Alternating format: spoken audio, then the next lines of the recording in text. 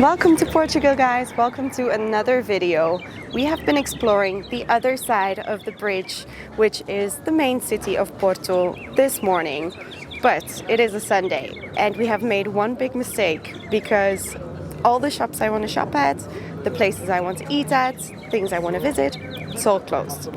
So we are gonna see whatever we want to see here on the other side, which is Vila Nova de Gaia. And apparently this is where all the port wine was stored in the cellars. So let's see if we can visit a cellar this afternoon. We'll try and see some of the markets, have some food after all, and see what's the best way to see the sunset. We might do it from a boat tour or just go to one of the best viewpoints to watch the sunset over the city. Another thing we are doing is going to a Jardim Cannery, which is nearby to Porto City, as well as the seaside town. And we will be seeing the Douro Valley as well. I might be making a separate video of that, so definitely stay tuned, or I might just put it all together. But yeah, we have made it to Porto. Let's go into the city and I'll show you what it has to offer on a Sunday and probably on the Tuesday morning as well. We paid €1.50 to park for 24 hours at the Park and Ride metro parking of the FC Porto football stadium. From here, it took us less than 10 minutes to reach the city center by metro. It dropped us off right at the stunning Capilla de las Almas. This church has the most beautiful azulejos in town. Next door is the Mercado de Bolhao, which was closed on Sunday, but we would visit it later on. We continued straight to the Avenida dos Aliados, a square surrounded by interesting buildings, including this unique McDonald's. The interior is worth a look inside.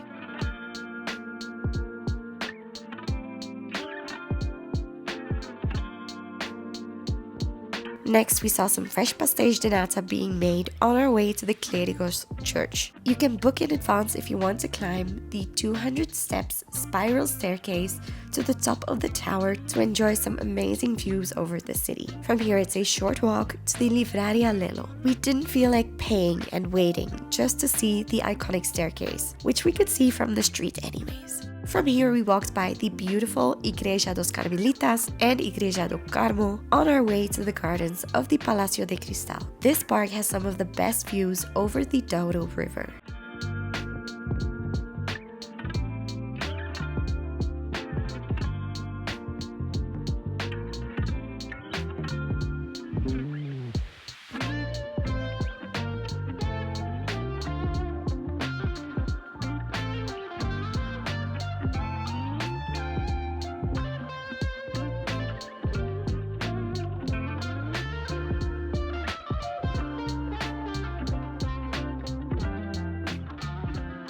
We walked back into the city center, passing by some overpriced sardines and pastéis de bacalhau being made, to see the other famous buildings that we wanted to see in the city center. First was the Igreja Ildefonsus, with more stunning azulejos. Nearby, more famous sandwich shops were closed, so we walked down to the Porto Cathedral. You can visit the cloister with its azulejo murals or enjoy the killer views of the pastel facades of the city.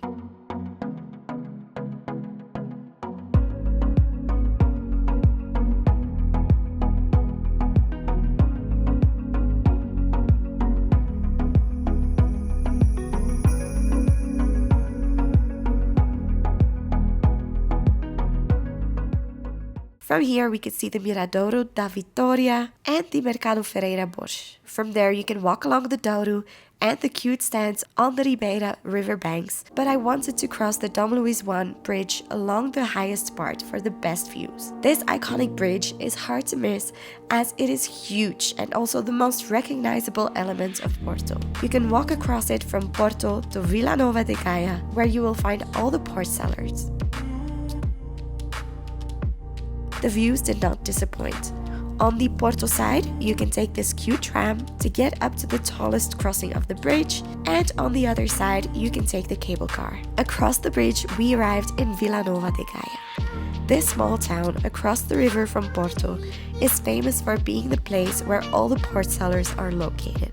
This is where all the famous brands used to age and hold their port wine, because it was against the law to do it in the Douro Valley. and then the wine was already ready at the ports to be exported. Nowadays, many of the famous brands still have cellars in Vila Nova de Gaia, as well as having a proper winery in the Douro Valley. If you don't have time to go to the Douro Valley, this will be the best alternative to try the port wines. However, before we went to visit one of the cellars, we were still on the hunt for some food. The Mercado Beira-Rio is a food court with some local and less local classics. We have come to the port cellars of Augusto, which is the last name of my boyfriend, coincidentally, well, of my boyfriend's mother, but it is one of your two last names, because in Portugal they do have both. He's like this behind the camera, but it is one of his last names.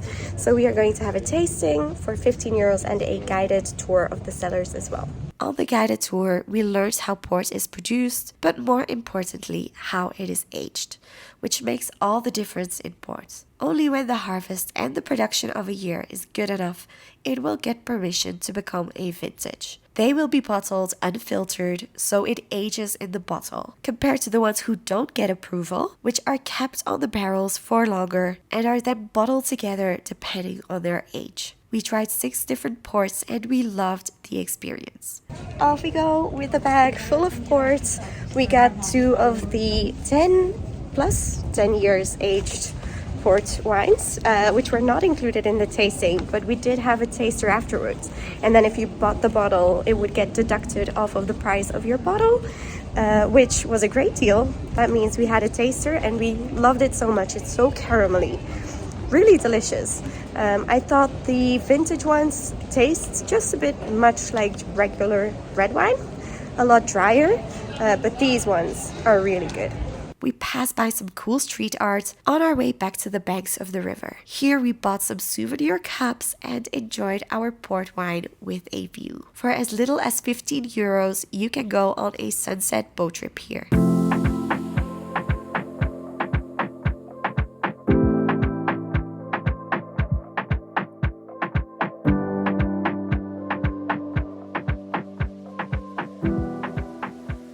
It sounded fun, but we opted for the most famous sunset spot of the city, the Jardim do Moro. A huge crowd gathers here at night. Artists perform live music and people come by selling drinks as the sun sets over the river. You can watch the sunset from the Miradouro da Serra do Pilar as well, but people were just standing there. And we loved the experience in the park.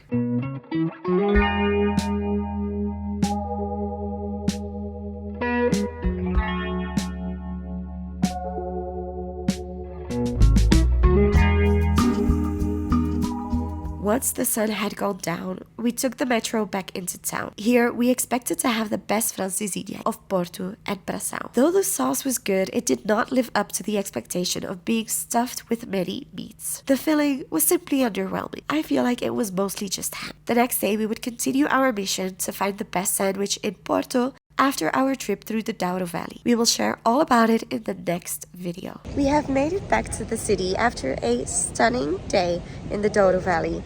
And now we are on a mission because it is Monday. It's officially no longer Sunday, which means that we can finally try the best sandwiches in Porto.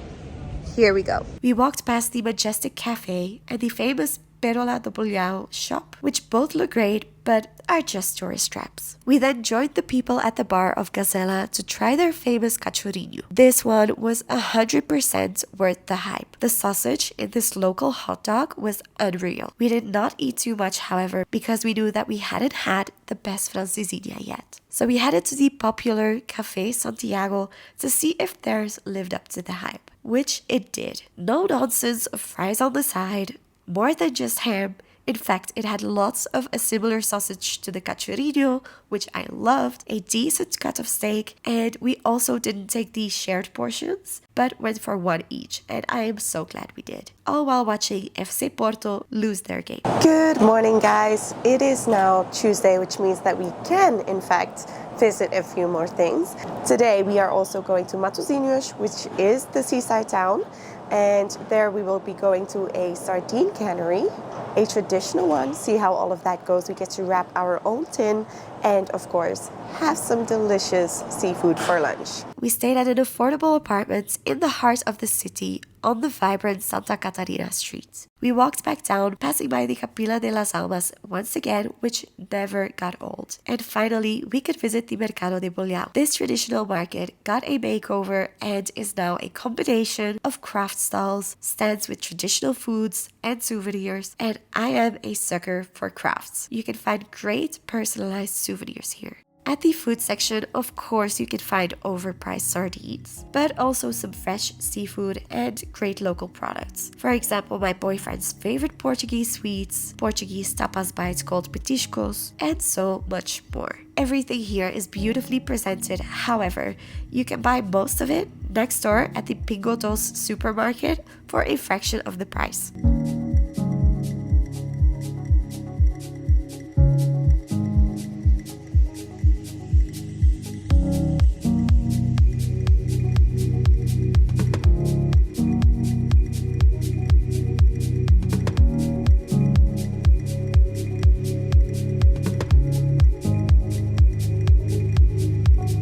We continued walking down towards Vintage Cameras Porto, a cute, free museum of cameras with a photo booth to create a souvenir to commemorate your trip by.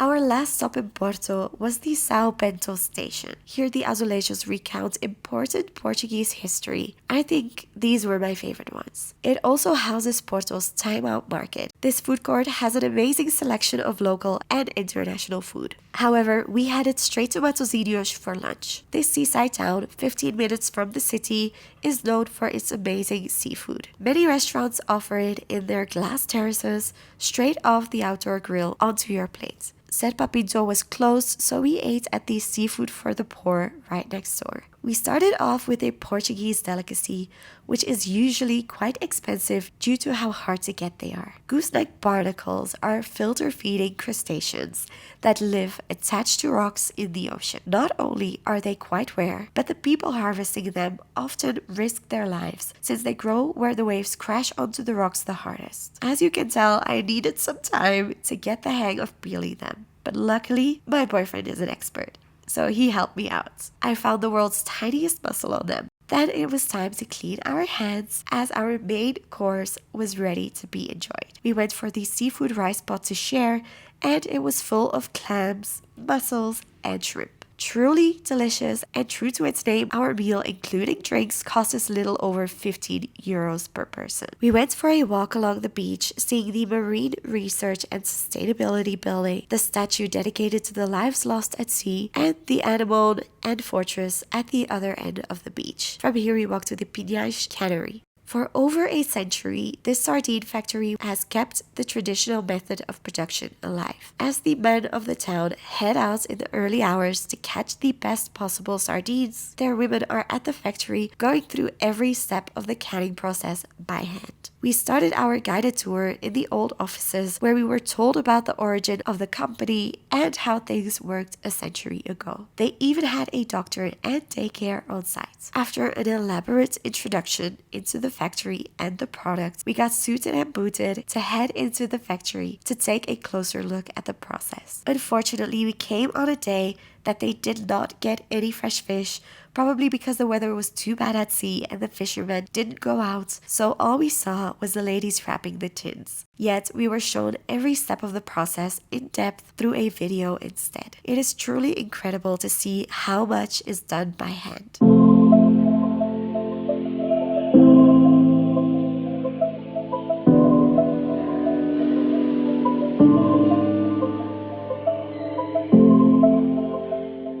Then it was finally time to get to work ourselves. We each got a tin of our choice and a personalized wrapper. We were taught how to wrap the perfect can, and I think I did a pretty good job, if I do say so myself. Then finally, we headed up to the cafe where we got to enjoy a glass of wine and taste the sardines before heading home with our own personalized tins. Porto, we will be back. that is it for this video, guys. Give this video a like and subscribe if you don't want to miss the next videos about the Douro Valley and much more. Also, don't forget to check out the previous videos about Lisbon, Sintra, more of Portugal, and of course also ticking off very Portuguese things on my Portuguese bingo card. And then I hope to see you in the next video. Bye!